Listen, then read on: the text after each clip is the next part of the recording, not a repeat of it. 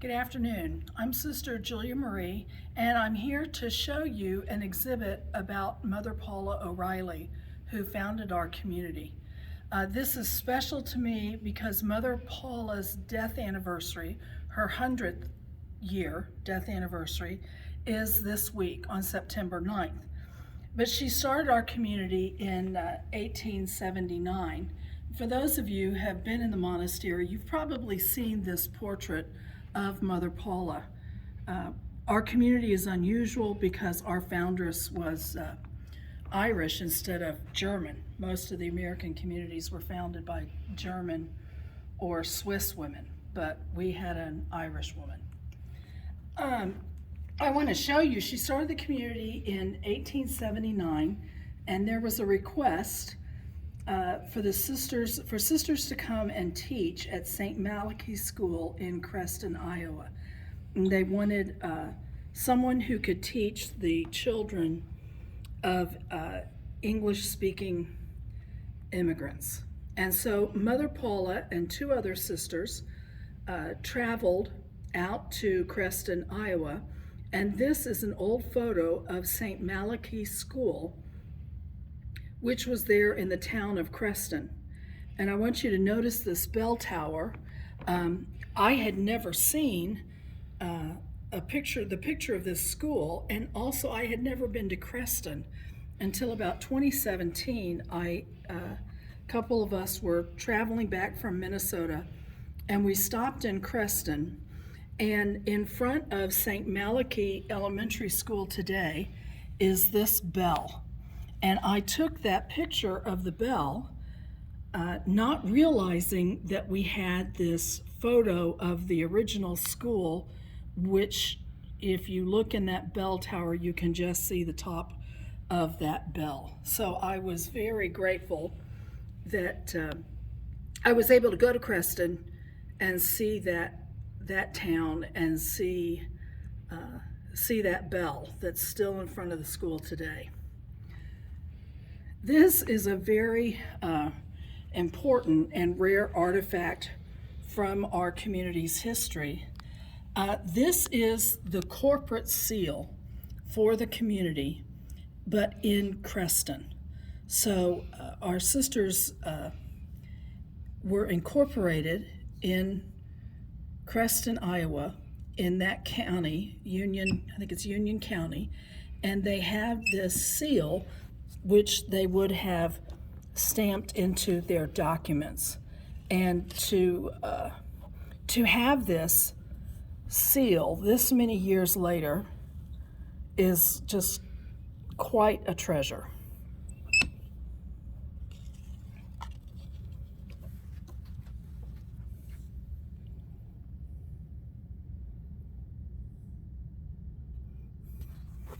One of the other pictures I took in Creston is of this building, which is the train station. I had always heard the story about our sisters coming down to Oklahoma on the train.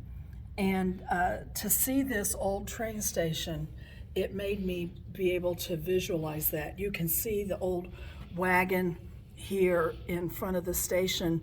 They've restored this, and it's you can go in and sit where the passengers would have waited. It's kind of like a little museum community center. But I'm so glad they didn't tear down this old building. It's a great old structure.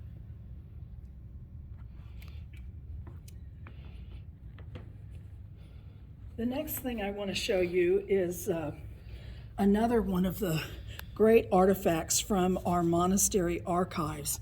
This is Mother Paula O'Reilly's cash ledger, starting with the beginning of our community in 1879. It's been laminated, which I'm grateful at this point because the kids are going to be able to touch it and look at it, which normally we wouldn't have been able to do. But this has the cash income and expenses for Sacred Heart Convent from 1879.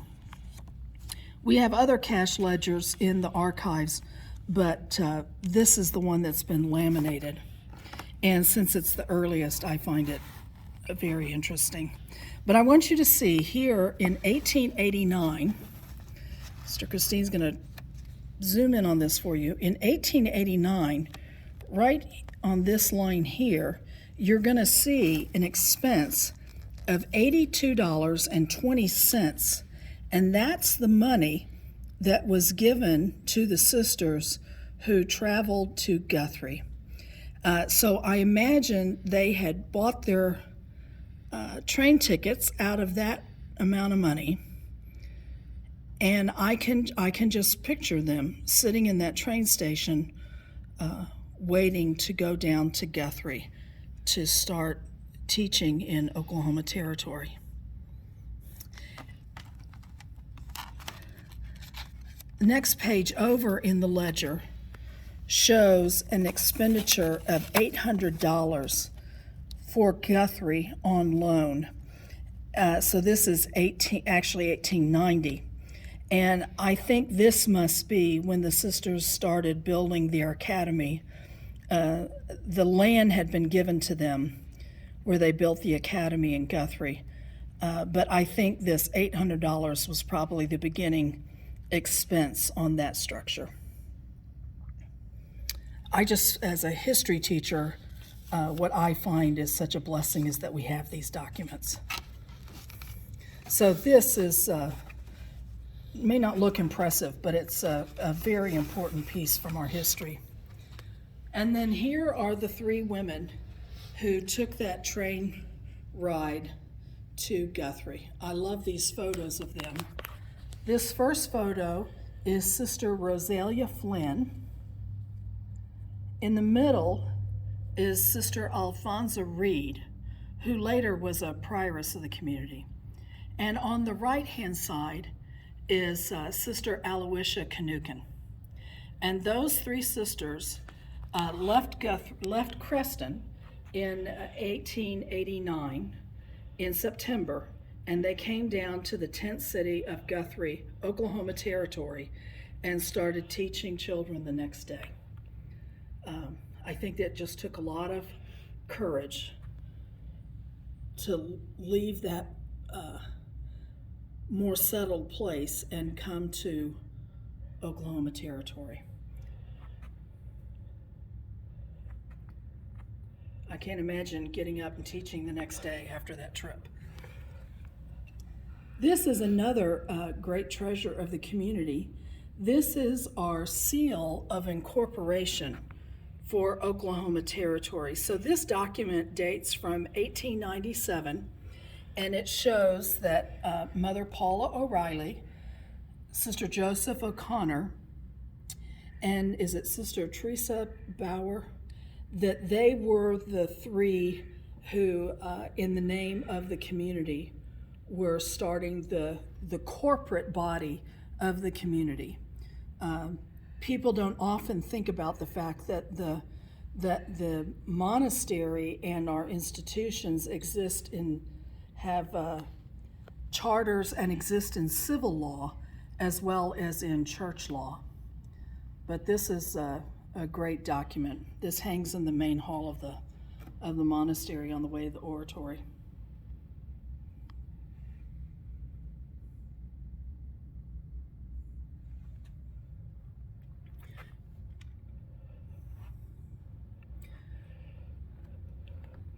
This next photo is one of my favorites in our community archives.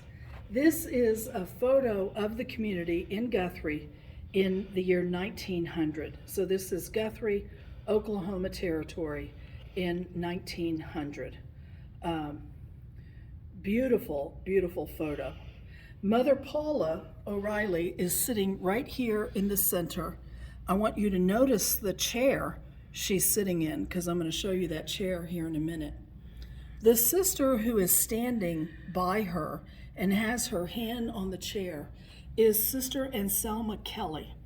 And Sister Anselma Kelly was one of the sisters who came from Pennsylvania to Creston, Iowa, with Mother Paula to start the community in 1879. She was a baker, and so we we feel a great fondness for Sister Anselma. The other thing I want to show you is you can see the way our sisters dressed, and we had this kind of soft headpiece, which was different than what was more of a stiffer, squared off headpiece that the sisters wore in later years. On the porch up here, you will see women with what looks like a cap. It's actually a little veil. These women are postulants. They are in their first year in the community, and there are 2 postulants on this end and 2 on the other. And then you can see 2 sisters in white veils. Those are the novices. So these are the sisters who are making their canonical novitiate. I suspect that some of the women on the top row up here are probably in temporary vows, and then you see the other sisters. But it's just a beautiful, beautiful photo. And for the next thing I want to show you, I want you to look closely at this piece here around the sister's face. This is called a coif. And the sisters in our community, the sisters in our federation, all descended from Eichstätt in Germany. And in that community, the sisters wore a pleated coif. And that's what you see there. And those were hand pleated. And so I wanted to show you a little bit about this. Now, this piece of wood looks like a cutting board. And many people have seen, young sisters in the community have come across these and thought it was a cutting board. This is not a cutting board, it's called a coif board. Now, I never wore a coif, which I'm grateful for, but I was trying to figure out how could I show you what this looked like. So I took a piece of tissue paper and I just started folding it.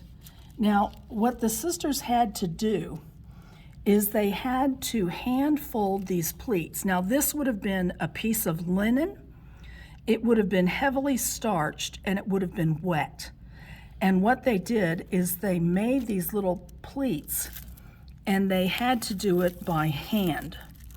And so I can remember seeing the sisters talk about making coifs, and when they talked about it, just even remembering it, they would do this with their fingers. And so I knew that that's how they did it. They started in the middle and worked out. And what happened is you had to pleat the whole thing up to where it was going to fit around you. So all of this would have to be pleated.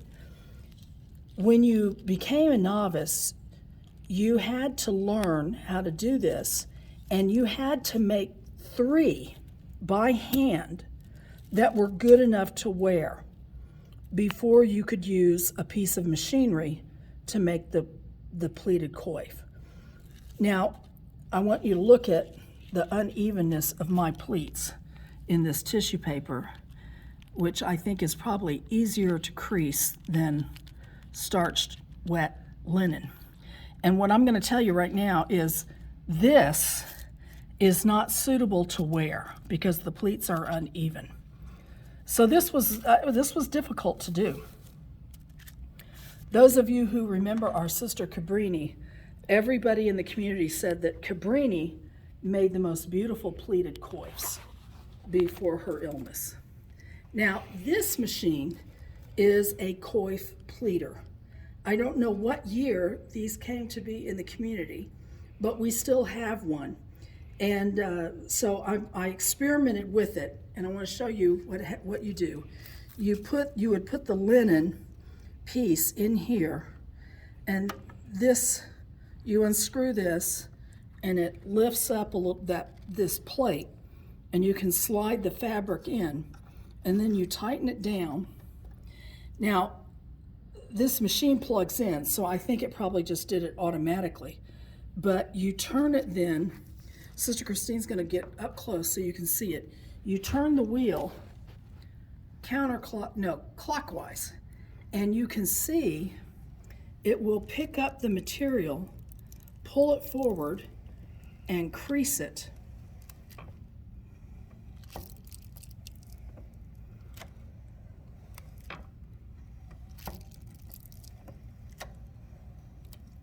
So down below here, you can see the pleats, and they're all going to be even. Then what you would do is, after this was fully pleated, you would put it back on the board, and the sisters shaped it to make this shape. So they had to shape it while it was still wet and shape it on the board to the way it was going to fit them. And then they would pin it to the board with straight pins and let it dry. And then once it was totally dried, it would hold its shape, and you could put it in the drawer, and you know, you would make coifs, and then you would wear them until, you know, you ran out and had to make new ones. I can't imagine how much time this took, which may be a reason why we're not still doing it. Now, I love maps.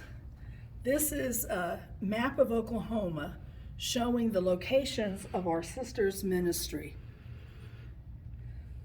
The green pins show the schools, the areas where schools were started by Mother Paula O'Reilly.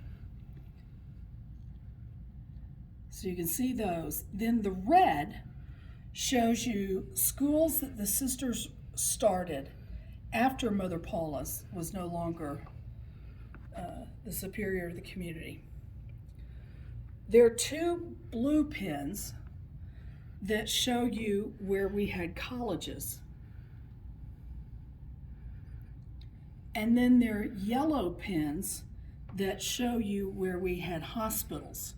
We ran a hospital in Guthrie and a hospital in Duncan.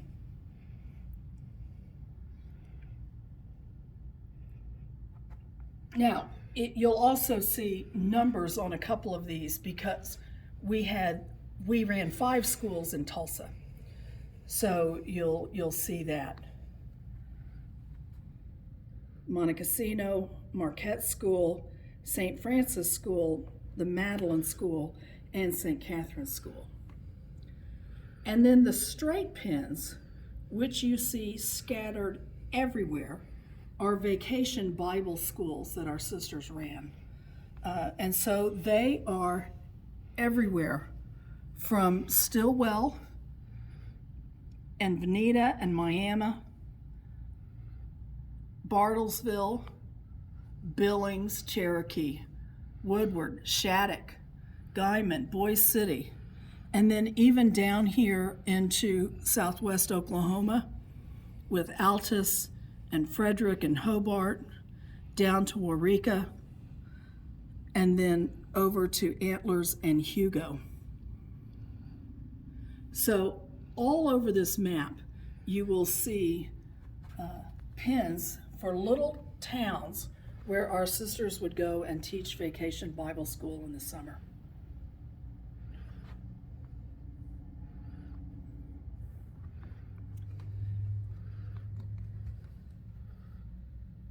This is Mother Paula O'Reilly's desk. This stands in the front entrance at the monastery after you come past the reception area. This is her desk. Has the secretary here. It's a great old piece of furniture. It's not real fancy. There's a drawer, a couple of drawers. But, you know, the main thing that's important is that we have it. And I've put 2 pictures here that I really love. One of the first areas where our sisters started a school outside of Guthrie, Oklahoma, was at Langston. And this is a beautiful old photo of some of our sisters. And on the far right is Mother Paula O'Reilly. And they are on the porch here at Langston, and this photo is from 1897.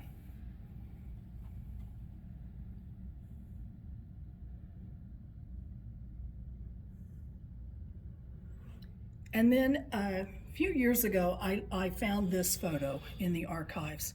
Uh, Many of you know I do part of my work at Montecasino in mission integration, helping our students know and understand our Benedictine values. Well, Mother Mechteld Smith was the prioress of the community who started Montecasino School. And so I always try to help the students know a little bit about her. This is a rare photo. This is Mother Paula when she was back visiting the community shortly before her death. And this is Sister Mechteld Smith. So Mother Paula died in 1921. Sister Mechteld was elected prioress in 1925. So this is shortly before Mother Paula's death, and then a few years before Mother Mechteld was elected prioress of the community. The photo's not in great shape, but I'm just so grateful that we have it.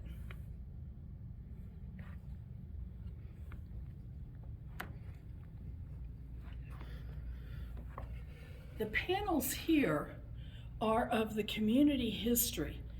Sister Lucy Marie, when she was studying community history as a novice, she did these panels on like a timeline of the community history up against church history, Oklahoma history, and world history. This was quite a project.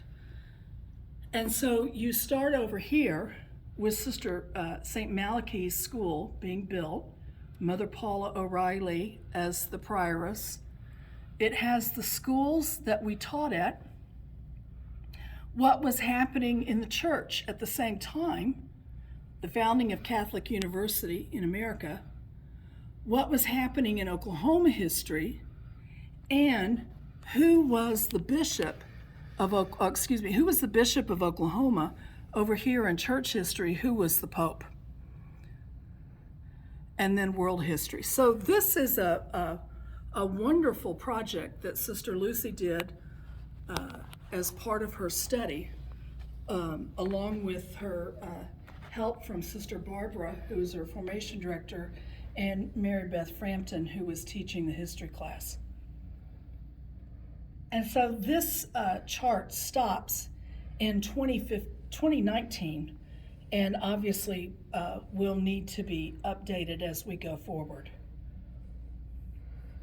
These frames hang in the monastery conference room.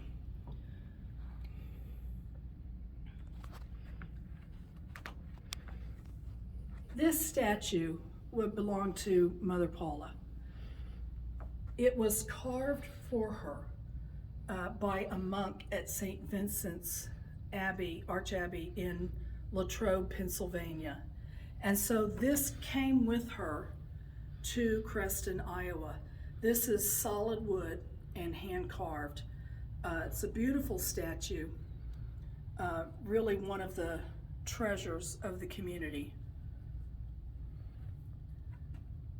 It's quite heavy, but the work on it is simple and lovely. Sister Marie Jacinta said that when she entered the community, this statue had been painted, and it had been painted many times. And she said when she was a novice, part of their job was scraping the paint, and you can see scratch marks down here on the base where they were trying to get the paint off of this statue, which I'm grateful they got it off.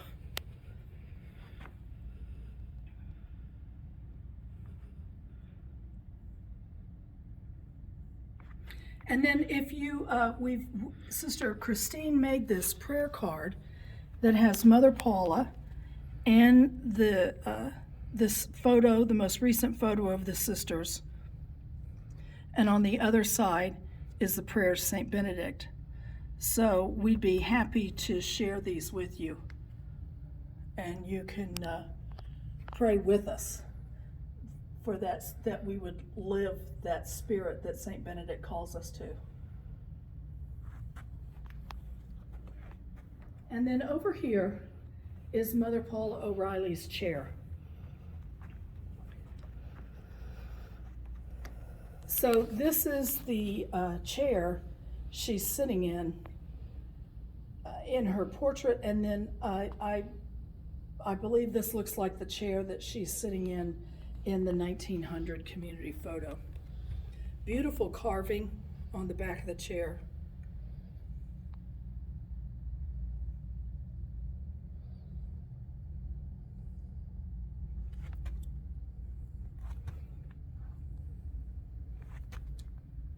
And we have this cutout of Mother Paula here. I think our students who are going to come through and visit this exhibit this week are going to enjoy standing here with Mother Paula and having their photo taken.